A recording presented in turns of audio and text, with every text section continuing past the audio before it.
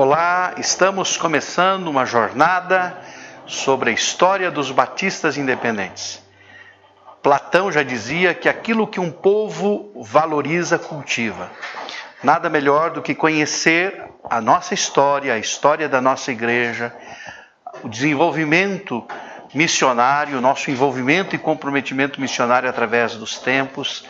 Então, nossa disciplina que estaremos abordando nesta aula e nas próximas aulas, nós trataremos de conhecer um pouco da história dos batistas independentes, desde os seus primórdios até os dias de hoje, até os dias atuais. Vamos dar um passeio pela nossa história, para conhecê-la, para aprendermos a cultivar, mas antes disso, aprendermos a valorizar a nossa história. Temos muitas pessoas que infelizmente não valorizam a nossa história porque não a conhecem, não sabem quão rica, quão preciosa, regada de suor, de lágrimas, de entrega, de dedicação, de pessoas que se doaram para que hoje pudéssemos ter a palavra de Deus conosco e ainda no nosso contexto, como denominação batista independente. Então nós vamos estar estudando sobre a nossa origem, a nossa história, e essa é a nossa jornada a partir de agora. Nosso conteúdo programático, nós vamos, antes de mais nada, dar um pequeno passeio na história dos batistas, porque nós somos batistas de origem. Então, vamos conhecer um pouquinho da nossa origem batista, antes de entrarmos propriamente dito na história dos batistas independentes, porque a nossa origem é batista. Lá na Suécia, a nossa denominação é de origem batista e viemos para o Brasil como batistas. Mas antes disso, vamos conhecer um pouquinho dessa história. Mas o conteúdo programático que vamos abordar será a origem dos batistas independentes, Brasil, a primeira tentativa de evangelização, Eric Jansson, Deus comissiona um homem, foi aquele que tornou-se o nosso primeiro missionário efetivamente em terras brasileiras. 1952, um ano marcante, porque surge aí a Convenção das Igrejas Batistas Independentes, a educação teológica, que surge um ano depois, em 1953, vamos abordar um pouco de história, conhecendo o que nós fazemos, o que fizemos, o que fazemos e o que estamos nos programando para fazer daqui para frente, e também as convenções regionais, missões, o cerne da nossa história, como estamos hoje como convenção, denominação e a nossa declaração de fé. Esta é a nossa trajetória, este é o nosso conteúdo programático para estarmos trabalhando durante os nossos períodos de aulas em que você estará comigo. Você é muito bem-vindo para esta jornada, espero que cresçamos juntos, que aprendamos muitas coisas boas juntos, especialmente que você possa aprender a cultivar e valorizar a nossa história, a nossa herança e transmiti-la para as futuras gerações. Amém? Vamos então nessa caminhada. Começando, nós vamos estar descrevendo um pouquinho da história dos batistas. A história academicamente aceita sobre a origem das igrejas batistas é o surgimento como um grupo de dissidentes ingleses no século XVII. Na verdade, a igreja da Inglaterra já era uma igreja independente da igreja romana, porque houve um rompimento e criou-se então a igreja anglicana. E a partir daí, um grupo de pessoas também descontentes com aquilo que era ensinado à igreja anglicana começaram a pregar e a buscar verdades bíblicas e a pregá-las, e isso trouxe com certeza uma animosidade em relação a essas pessoas que precisaram até sair da Inglaterra, fugir da Inglaterra. Então, academicamente é aceito que a primeira igreja batista, propriamente dito, surgiu na Holanda em 1609, quando, em 1608, chegaram ali na Holanda John Smith, um clérigo anglicano, e também Thomas Elvis, um advogado, e organizaram em Amsterdã, em 1609, uma igreja com doutrinas batistas. Então essa é comumente aceita como a primeira igreja batista que se tem notícia na história, essa igreja na Holanda. Embora os princípios batistas já vinham sendo defendidos há muito tempo por outros grupos de pessoas, entre elas nossos antepassados, os anabatistas. Conta-se que o John Smith, se autobatizou, se batizou a si mesmo para poder batizar os outros. Foi chamado de ser batista, aquele que se batizou a si mesmo. Muito bem, então na Holanda, em 1609, temos a origem, assim aceito pela maioria das pessoas, como a origem da primeira igreja batista, com doutrinas batistas que se tem origem na história. John Smith, então, viveu de 1570 a 1612, foi um clérigo anglicano, cofundador da denominação batista, ou da Igreja Batista de Amsterdã, na Holanda. Também, a origem do movimento, ou de princípios, igrejas com princípios batistas, é muito antigo. Alguns querem fazer uma ligação direta desde os tempos de Jesus. É a teoria chamada JJJ, Jordão, João, Jesus, até os nossos dias. Então algumas pessoas acreditam que houve um grupo de cristãos que durante toda a história da igreja se manteve fiel aos princípios batistas. Mas logo depois, na Idade Média, surgiu um grupo muito importante chamado de anabatistas. Foram assim chamados porque eles batizavam pessoas adultas, então a palavra anabatista significa rebatizadores. Eles eram chamados assim porque eles batizavam aqueles que tinham sido batizados por aspersão. Por conta do batismo por imersão, foram chamados de anabatistas. A palavra batista vem de batismo, e a palavra batismo, etimologicamente, significa imergir, afundar. Aí a origem do nome batista. Somos batistas porque batizamos, e batizamos por imersão do corpo inteiro. Aí vem o nosso nome. Mas os anabatistas foram um movimento muito forte que se espalhou, pela Europa, a época da Reforma. Inclusive, infelizmente, os próprios reformadores não viam os anabatistas com bons olhos e até os perseguiam, sendo que Zwingli, o reformador na Suíça, foi responsável por decretar a morte dos líderes do movimento anabatista, decretando que deveriam ser mortos por afogamento, porque ele considerava a pregação do batismo de adultos como uma heresia, infelizmente. Mas são nuances da história da igreja que aconteceu e nós não podemos ignorar aquilo que aconteceu. Então, a partir da Inglaterra, o movimento se espalhou tanto para os países vizinhos como para as colônias inglesas. No século XIX, nós vamos encontrar igrejas batistas presentes na maioria dos países, e um avanço missionário também para outras regiões. A América do Norte, os batistas chegam através da imigração no século XVII, estabelecendo ali colônias e igrejas. O crescimento foi acelerado principalmente na primeira metade do século XIX.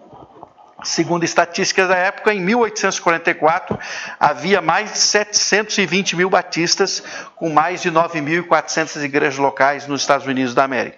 Enquanto isso, a Europa vivia um momento de crise e pobreza. Os imigrantes europeus que se aventuraram na América do Norte tiveram melhores condições, e aí, em meados do século XIX, os batistas americanos começam até mesmo a enviar ajuda financeira para os irmãos batistas da Europa. Na Europa, é maior o número de igrejas batistas nos seguintes países: Inglaterra, Suécia, Alemanha, Rússia. Nesses, a porcentagem em relação à população dos demais evangélicos é bem considerável. A doutrina batista, o que torna uma igreja batista? O que identifica uma igreja como sendo uma igreja batista? Entre outras coisas, a sua doutrina, Algumas doutrinas são comuns a todos os batistas, identificam todos os batistas. Quais são elas? Primeiro delas, que se destaca, é a prática do batismo de adultos por imersão. Assim como os anabatistas, os batistas creem que o batismo seja uma ordenança para pessoas adultas. Isto é, pessoas que tenham consciência do ato, mesmo que ainda sejam bem novas, mas têm consciência do ato.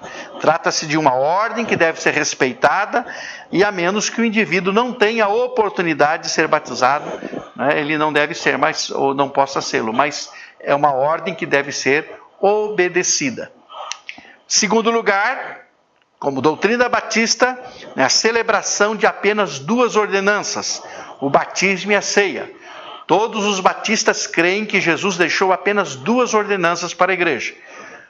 Batismo e de, portanto, fazer discípulos de todas as nações, batizando-os. Uma ordem para fazer discípulos, e esses discípulos seriam identificados a partir do seu batismo. E fazer isto em memória de mim em relação à ceia do Senhor. Então não há mais ordenanças além destas duas. São as duas expressamente ordenadas pela Bíblia. As consagrações de bebê, novos pastores, não são considerados ordenanças. Então é importante destacar isso. Então somente duas ordenanças são aceitas pelas igrejas batistas. Uma outra doutrina que é comum a todos os batistas é a realização de ordenanças em vez de sacramentos. Os batistas creem que as ordenanças devem ser obedecidas, mas tratam-se apenas de atos simbólicos e não obrigatórios no que diz respeito à salvação. Ou seja, o batismo e a ceia não salvam, mas são práticas do salvo. O salvo, que é salvo de fato, vai cumprir a ordem de Jesus, passar pelo batismo. O salvo que é salvo, batizado, vai participar da ceia do Senhor, vai cumprir com essa segunda ordenança. Portanto, o salvo obedece, mas não para ser salvo, porque é salvo. Batismo e ceia não salvam. Na verdade, são evidências de que eu sou salvo porque eu obedeço ao meu Salvador. Enquanto na igreja romana existem 7 sacramentos que são vinculados à salvação, nós entendemos que temos duas ordenanças e elas não são vinculadas à salvação. Devem ser obedecidas pelo salvo, mas não para ser salvo, mas sim porque são salvos. Uma vez salvo, se obedece ao Salvador. Uma outra doutrina batista comum a todos os batistas é a separação da igreja do Estado. Antes mesmo do iluminismo, já havia consciência entre os batistas da necessidade da separação entre igreja e Estado. Isto é a herança que nós recebemos dos anabatistas, que assim criam também. Uma outra doutrina batista comum a todos os batistas é a liberdade de consciência do indivíduo, ou seja, o crente deve escolher por sua própria consciência se irá servir a Deus e não por pressão do Estado ou de igreja estatal estabelecida. Não é o Estado e nem a igreja que deve obrigar o indivíduo a servir a Deus. Deve ser algo da sua consciência, uma escolha deliberada de cada indivíduo. E ainda temos como doutrina batista comum a todos os batistas a autonomia das igrejas locais. Os batistas historicamente enfatizam a autonomia total das comunidades locais, das igrejas locais, que podem agrupar-se em convenções, associações ou uniões de igrejas. O que isso significa? Que cada igreja local é autônoma. Quando ela faz parte de uma associação ou de uma convenção, essa associação ou convenção não tem ingerência sobre ela, porque ela tem autonomia. Embora no ato de estar participando de uma convenção, ela se comprometa a seguir alguns princípios que serão comuns a todos os que fazem parte daquela associação ou convenção. Mas a igreja local não sofre ingerência e só pode sofrer alguma ingerência se ela mesma convidar as lideranças denominacionais para participarem desse processo. Caso contrário, ela tem autonomia e por isso é uma igreja batista. Bom, entre tudo isso que tenho falado, agora vamos para nós batistas independentes. O que difere os batistas independentes dos batistas em termos de doutrina? Qual é o diferencial? Professor, o que nos diferencia dos demais batistas. Apenas uma doutrina nós temos um diferencial com os demais batistas. Qual é essa doutrina? É na pneumatologia, na doutrina do Espírito Santo, nós temos um olhar um pouquinho diferente em relação a essa doutrina. A diferença, por assim dizer, se encontra-se particularmente na doutrina do Espírito Santo, onde nós cremos que o batismo com o Espírito Santo é uma experiência distinta da obra de regeneração. Ou seja, os batistas, de forma geral, creem que quando a pessoa é regenerada, ela automaticamente é batizada com o Espírito Santo. Nós não cremos assim. Nós cremos que toda pessoa regenerada o é por ação e obra do Espírito Santo na sua vida, certamente. O Espírito Santo vem habitar na vida do novo crente, do novo nascido, daquele que experimentou a regeneração, que nasceu de novo, foi regenerado, gerado de novo. Porém, na regeneração, o crente tem o Espírito Santo. Mas no batismo com o Espírito Santo tem o crente. Este é o grande diferencial. Na regeneração, o Espírito Santo vem e habita no nosso coração. O crente passa a ter o Espírito Santo. E quando há o batismo, o revestimento de poder, segundo Atos 1:8 e capítulo 2, na experiência distinta, definida dos discípulos, quando há o batismo com o Espírito Santo passa a ter o crente. Quando recebemos Jesus, nós passamos a ter o Espírito Santo. Quando recebemos o batismo com o Espírito Santo passa a nos ter. Esse é o diferencial. É a única doutrina em que nós cremos um pouco diferente, porque somos pentecostais, como batistas independentes, desde a nossa origem na Suécia, como nós veremos a seguir. Muito bem. Alguns batistas renomados na história. Nós temos vários batistas notáveis ao longo da história, dentre os quais os missionários Adoniram Judson, que foi missionário na Birmânia, Burma, William Carey, primeiro missionário da Sociedade Missionária de Londres, que ele mesmo fundou, também chamado de pai das missões modernas, o ativista de direitos humanos Martin Luther King, os pregadores Billy Graham, Charles Spurgeon, considerado o príncipe dos pregadores, os presidentes norte-americanos Harry Truman, Bill Clinton e Abraham Lincoln, batistas de formação, os escritores John Bunyan, autor do livro grande best-seller de todos os tempos, O Peregrino, Oswald Chambers, Israel Belo de Azevedo, os teólogos John Gill, Walter Rauschenbusch, Russell Shedd, Luiz Saião e John MacArthur são alguns dos batistas renomados na história aí. Muito bem, até aqui um breve panorama dos batistas gerais, de onde nós viemos, nossa origem batista, onde surgiu a primeira igreja batista, se espalhou pela Europa e posteriormente pela América do Norte, e também um pouquinho da doutrina que une todos os batistas, que identificam todas as igrejas batistas. Tudo bem até aqui, meu querido aluno? Muito bem. Agora, propriamente dito, nós vamos entrar na história dos batistas independentes.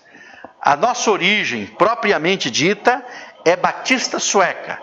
Nós somos oriundos da Igreja Batista Sueca. Na verdade, está nossa história intimamente ligada ao movimento missionário sueco que teve John Ogman, o seu grande líder, e John Ogman, seu grande incentivador e motivador. Vocês têm aí ao fundo na tela uma foto de John Ogman já idoso. Nós vamos estar mostrando algumas dessas fotos durante a nossa aula, para você poder conhecer um pouquinho também da figura dessas pessoas que vamos aqui estar citando. Muito bem, a nossa origem se deu na cidade de Örebro. Örebro fica mais ao sul na Suécia, não fica muito longe de Estocolmo, a capital. E aqui nós temos a origem do movimento missionário sueco. Aqui em Örebro, na Suécia, onde tudo começou. A missão de Örebro. O que é a missão de Örebro? Para entendermos o nosso contexto denominacional, precisamos buscar as nossas raízes lá na Suécia no fim do século XIX. Ainda dentro do período do grande século missionário, nós vamos encontrar iniciativas missionárias no norte da Europa, para as terras da América do Sul, e particularmente, nosso caso, da Suécia para o Brasil.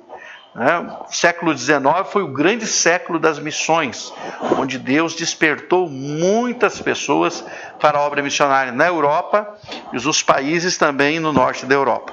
A missão de Örebro foi organizada em 1892 e faz parte da história missionária como a mais forte das missões suecas, devido à sua ênfase em missões transculturais e uma média de missionário, para cada grupo de 100 membros. Veja só que coisa tremenda. A missão de Örebro tinha esta ênfase missionária tão forte que para cada 100 membros de uma igreja batista que fazia parte do movimento de Örebro, da Sociedade Missionária de Örebro, para cada 100 membros, um missionário era enviado. Coisa tremenda, que coisa linda. Essa é a nossa história intimamente ligada com a expansão do Reino de Deus através de missões transculturais. Muito bem, mas não podemos falar da missão de Örebro Mission, sem falarmos do seu fundador.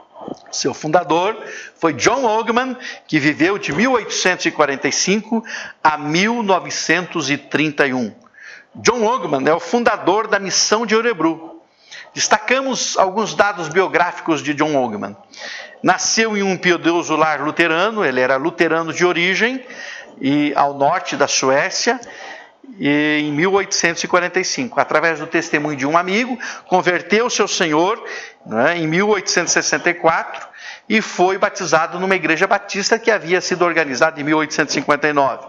O seu batismo deu-se num dia muito frio e foi necessário abrir um buraco no gelo para ele poder ser batizado e assim professasse a sua fé em Cristo Jesus. Era ainda um jovem de apenas 19 anos. De profissão, ele era soldado como seu pai. Casou-se pela primeira vez em 1865 com Christina Anderson. Devido às dificuldades financeiras e socioeconômicas na Suécia, John Ogeman emigrou para os Estados Unidos da América. E ali ele iniciou com imigrantes suecos, isso em 1868, uma igreja batista sendo pregador leigo. Conseguiu em 1871 comprar terras em Minnesota e liderou um trabalho batista que se estendeu pela região de Anoka. No mesmo ano, faleceu a sua esposa. No ano seguinte, conheceu a filha de um pregador, o John Erickson, a Minnie Erickson, e casou-se pela segunda vez. No ano de 1875, mudaram-se para Chicago para pastorear uma pequena igreja batista sueca e estudar teologia no Union Theological Seminary. Em 1881, Ogeman voltou a Minnesota, fixando a residência em St. Paul, participou da organização da Convenção Batista nos Estados Unidos, sueca, Convenção Batista sueca, ou seja, para agregar os irmãos de língua sueca, de cultura sueca, fundaram a Convenção Batista Sueca nos Estados Unidos, ele sendo um dos líderes dessa missão. Em 1890, ele voltou para a Suécia a convite de uma igreja batista em Örebro. Ele havia ido fazer, ou sido convidado, claro, foi convidado para fazer uma série de conferências na Igreja Batista Betel de Örebro. Gostaram muito dele como avivalista. O John Ogeman teve contato com o movimento missionário, ou movimento de avivamento, melhor, de Moody, lá nos Estados Unidos, foi batizado com o Espírito Santo, tornou-se um pregador avivado, e aquela igreja gostou muito de Ogeman e o convidou para pastoreá-la. Então, em 1890, ele volta para a Suécia a convite dessa igreja para pastoreá-la. E aí, por 2 anos, ele pastoreou esta igreja.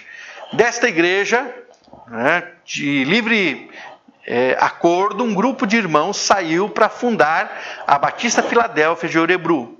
Essa comunidade Batista Filadélfia convida o Ogeman para ser o seu pastor em 1892. E o Ogeman, então, com a mesma visão daqueles irmãos, acaba sendo pastor daqueles irmãos daquele grupo. E aí, nesse mesmo ano de 1892, ele organiza a Sociedade Missionária de Örebro. Aqui está a origem do nosso movimento. Em 1892, com a fundação, a criação da Sociedade Missionária de Örebro. Iniciou as escolas bíblicas abertas, tanto para homens como para mulheres. Aí ficou viúvo pela segunda vez, casando-se novamente em 1894 com Hannah Holmgren. Nós temos ao fundo uma foto da Faculdade Teológica de Örebro, onde, na verdade, hoje é a continuação da escola teológica fundada por Högman lá em 1892. Que história linda!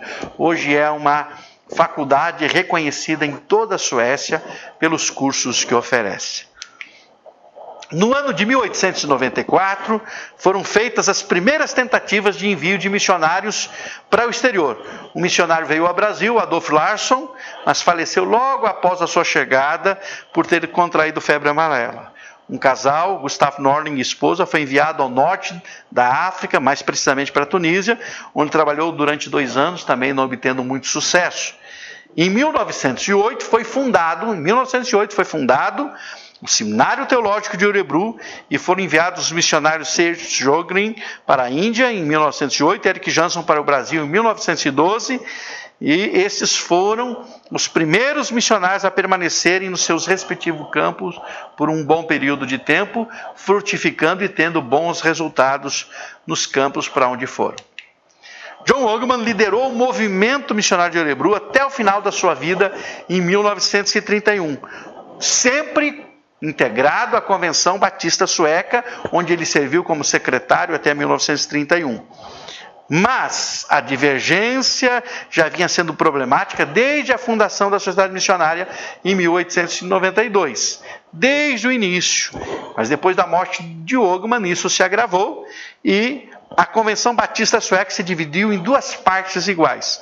Uma ficou fiel à convenção e a outra se organizou definitivamente como uma denominação própria ligada à missão de Örebro, missão esta que o Högman foi fundador e foi diretor dela até o final da sua vida. Muito bem, a Sociedade Missionária de Örebro. Bom, já vimos então a história que originou a missão de Örebro, lá em 1892, com Högman e os irmãos da Igreja Batista Filadélfia de Örebro. A Igreja de Filadélfia, então, foi a igreja que deu todo o suporte para que isso acontecesse. A intenção não era formar uma nova denominação, mas despertar dentro do seio batista sueco um interesse maior por missões transculturais. 3 aspectos caracterizavam a missão de Örebro desde o seu início. 3 aspectos eram muito fortes desde o seu início. O primeiro deles, a forte ênfase em missões, sendo este o objetivo principal da cooperação das igrejas que integram o quadro da missão. Quando uma igreja se integrava à Sociedade Missionária de Örebro, ela sabia que se integrava para ser uma igreja missionária. Segundo lugar, a aceitação do movimento carismático pentecostal com incentivo às experiências do batismo com o Espírito Santo. Então, a missão de Örebro dava muita ênfase à experiência do batismo com o Espírito Santo, isso desde o seu início. Em terceiro lugar, a abertura para o ministério feminino. Isso para o tempo em que viveu, John Högman foi muitíssimo avançado, de uma visão extrema para o seu tempo. Ele, desde as escolas bíblicas em 1892 e o seminário fundado em 1908, preparava e enviava moças. Existia um espaço reservado para mulheres, inicialmente para o trabalho de evangelistas e depois, posteriormente, como missionárias. E a partir da década de 1960, também para a função pastoral. Os campos missionários da missão de Örebro foram, na verdade, na Ásia, na África, no mundo muçulmano, na Europa, na Oceania e na América do Sul. E muitos missionários foram enviados para países desses continentes, e onde até hoje ainda há o trabalho missionário a partir de Örebro, a partir da missão de Örebro. A situação da missão de Örebro hoje, para encerrarmos esse primeiro momento, qual a situação atual da missão de Örebro, a missão que deu origem aos batistas independentes aqui no Brasil. Depois de 100 anos de trabalho, muitas vitórias, acabou-se uma época da nossa denominação na Suécia. Um ciclo se fechou. A missão de Örebro passou por um processo que se transformou em algo novo. Uma assembleia anual em 1996 decretou a extinção da missão nos moldes que existia até ali. Então, a partir de 1996, a missão de Örebro deixou de existir. Por quê? porque junto com outras duas denominações, ela formou uma só denominação. Fazia alguns anos já que ela vinha conversando com a Igreja Batista Livre e com a Igreja da Santificação lá na Suécia, igrejas que caminhavam muito perto, juntos, com a mesma doutrina, a mesma visão missionária, e resolveram juntar esforços e economizar dessa forma no seu quadro administrativo. Então, a partir daí, houve uma mudança, né, uma integração, e as lideranças dessas duas denominações, porque a Igreja Batista Livre e a Igreja da Santificação já haviam se unificado e posteriormente se unificaram à missão de Örebro. Então, a partir daí, né, houve uma Assembleia Geral da Missão de Örebro que aprovou com uma larga margem de votos a unificação das duas instituições, das duas organizações, e em 1996 isso aconteceu. As duas denominações eram batistas, com vocação missionária. A missão de Örebro, na época, tinha 150 missionários vinculados a ela, em 20 diferentes países, com uma membresia de 22 mil membros, em 270 igrejas. A outra denominação, HF e FB, que é Batistas Livres e também Igreja da Santificação, tinha em torno de 7 mil membros, 130 igrejas, estavam em 18 países, então uniram forças para integrar e nasceu aí uma nova denominação com uma vocação missionária nata e com a intenção de expandir ainda mais o trabalho missionário pelo mundo.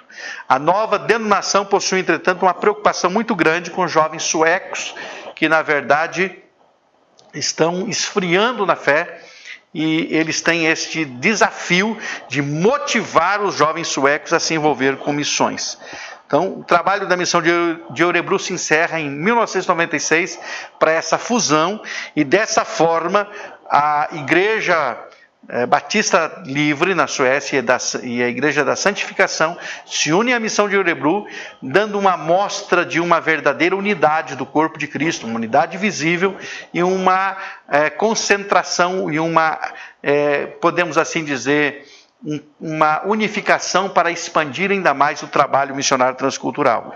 A partir dessa data, a nossa missão na Suécia começou a ser conhecida como Interact. Interact é, na verdade, o nome internacional da nossa missão de Örebro a partir de então. Então, nós aqui vimos até esse presente momento, né, a origem da nossa denominação. Primeiro, uma breve história dos batistas, e depois a nossa origem na Suécia, através de John Ogman, a criação da missão de Örebro em 1892, da escola bíblica, posteriormente em 1908, também o Instituto Bíblico, a escola teológica, para preparar obreiros para serem enviados. E história é essa que em 1996 tomou um outro rumo, com a unificação de duas denominações que hoje formam o que chamamos internacionalmente de Interact. Então, um pouquinho da nossa história nos seus primórdios. Daqui a pouco nós continuamos com uma segunda fase dessa nossa história, com a chegada ao Brasil dos nossos primeiros missionários.